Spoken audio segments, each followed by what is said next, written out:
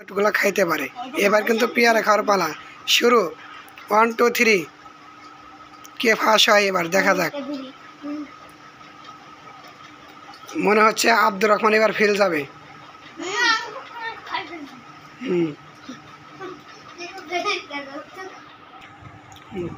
আমি মনে করি পেয়ারাতে কিন্তু খুব ভিটামিন সি পাওয়া যায় এবং 1 কেজি আপেল খাওয়ার চাইতে একটা পেয়ারা খাইলে তার একটা আপেলের থেকে 1 কেজি আপেলের চেয়ে একটা পেয়ারার গুণ কিন্তু অনেক বেশি।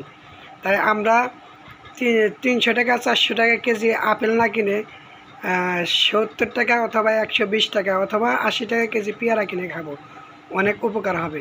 পেয়ারাতে কিন্তু প্রচুর পরিমাণ ভিটামিন সি পাওয়া যায়।